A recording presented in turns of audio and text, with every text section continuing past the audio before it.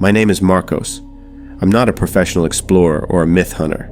I'm just a guy who once got curious, and that curiosity almost cost me my life. It all started when I saw an old report about an abandoned town on the Kenai Peninsula, Portlock, also called Port Chatham.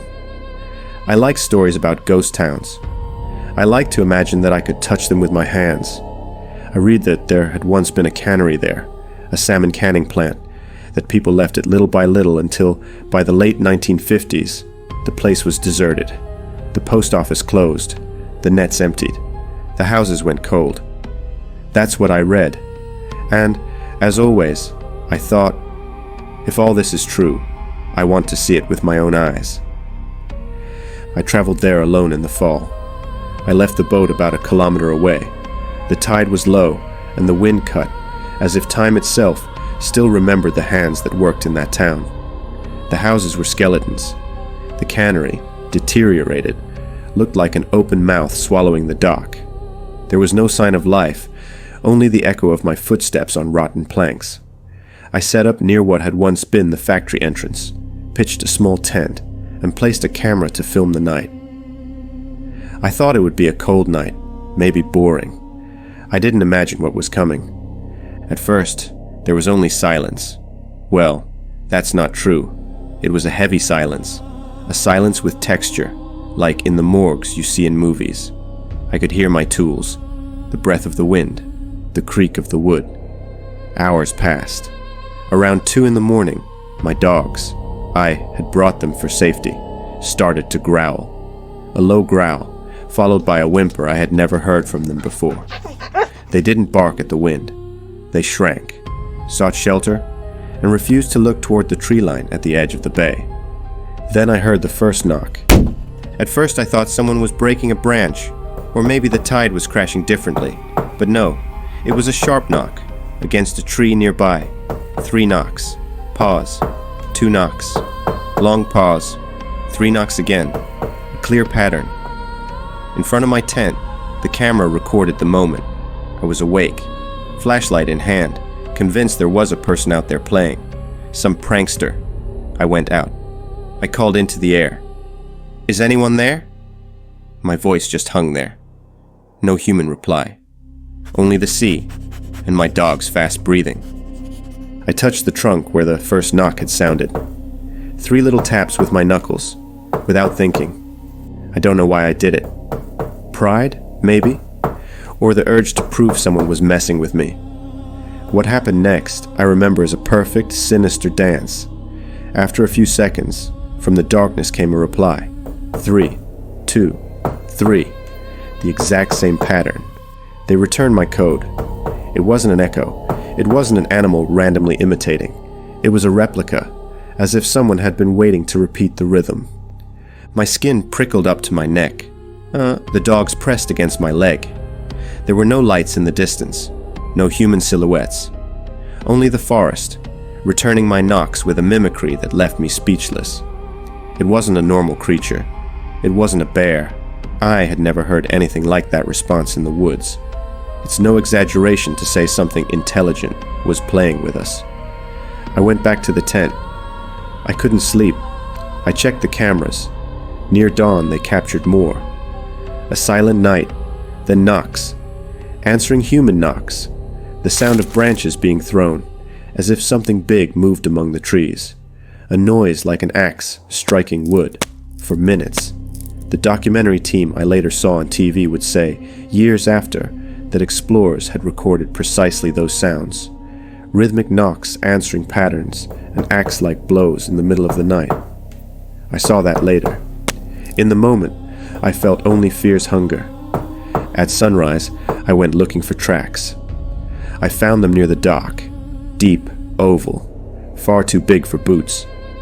They marked their path in the snow, or now in mud, with a stride that suggested something over 2 meters tall. It wasn't a typical bear track. It was anomalous. Behind those tracks there were remains, broken branches, scratch lines in the bark, as if something had leaned hard against it. My hands were shaking, and still I took pictures. I saved the images on the camera, and just in case, recorded a voice note. I felt that if I left without saying anything, no one would believe me. That second night, I decided to go in search of an answer. I entered the forest following the tracks. I carried only a flashlight, the recorder, and my phone. No signal, of course. I had walked about 15 minutes when the air changed. It smelled different, a mix of dampness, iron, and something I couldn't name. That's when I heard breathing. Not human breathing, too deep, too slow. Right in front of me, between two trunks, I saw a shadow. Not a clear vision, just a movement, something moving fast through the undergrowth, a flash of dark hair. My brain told me to run. My legs didn't obey at once. Then I saw it more clearly. I'm not a man of many beliefs, but at that instant, I knew I wasn't facing an ordinary animal.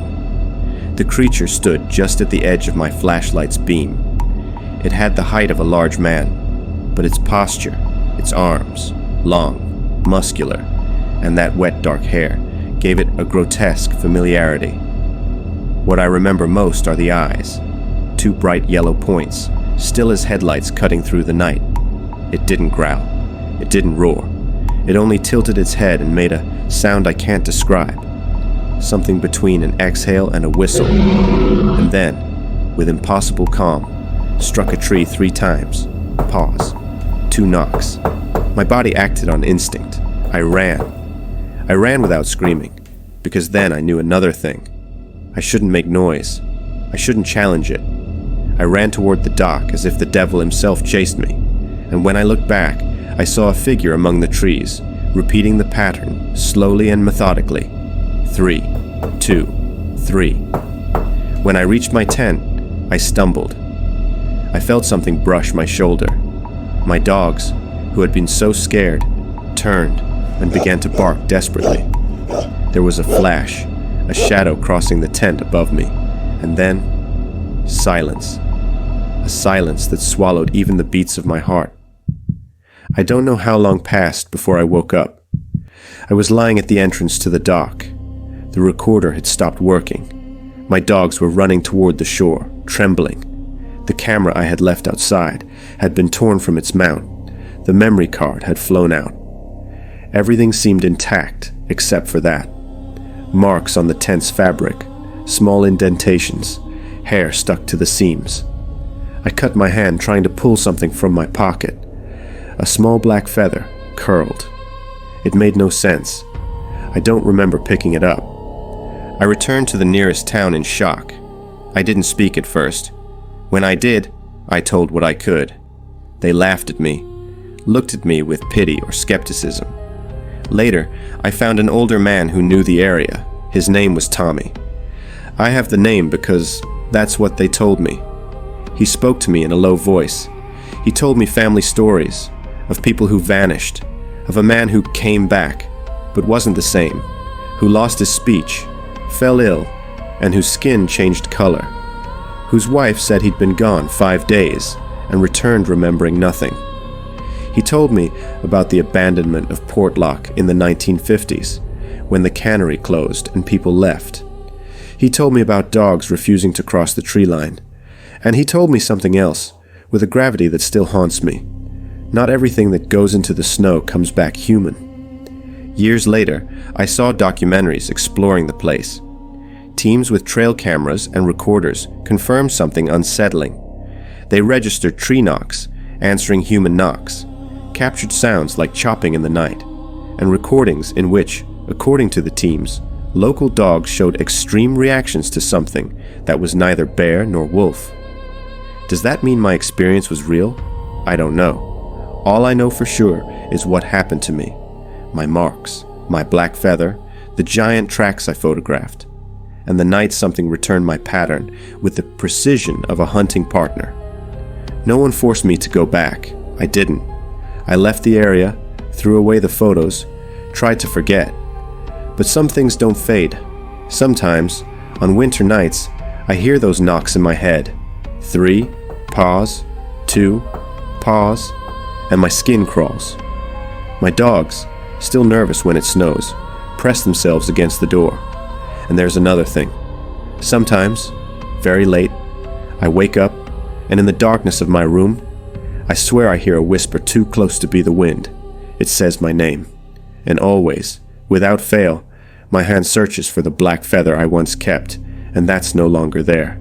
So if you ever feel brave and think of going to Portlock because ghost towns attract you, remember this. There are places where abandonment wasn't caused by lack of resources or a changing tide. There are places where people left because something in the forest stayed. Something that doesn't just live in the snow, it inhabits it, studies it, and sometimes, if you're careless, gives back what you give it in the same pattern. I walked out of there with a story. Many answered it with laughter. Others looked at me like someone looks at a survivor of a storm. But when I close my eyes, I still hear the 3 knocks. I still hear the reply, cold and precise. And I don't need to see the photo of those tracks to know that if I ever return, it won't be out of curiosity. It'll be because someone, or something, called me back. And there's one last thing I have to say. Portlock exists. The cannery exists, or what's left of it. The town was abandoned by the late 1950s. Modern documentaries and explorers have recorded the same sounds I unknowingly answered. Rhythmic knocks, responses in the wood, dogs that refuse to go near.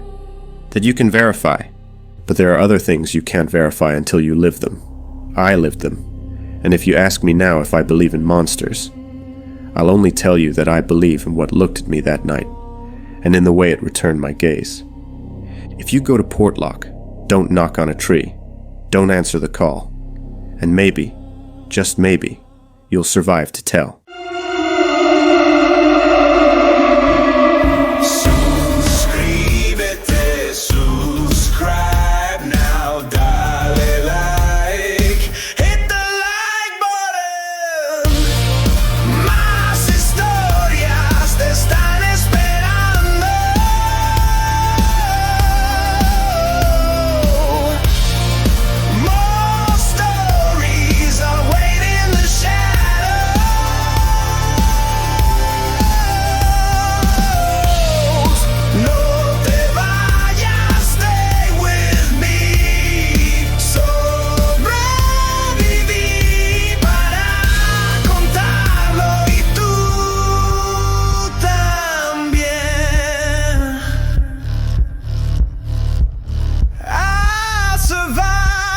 Tell, and so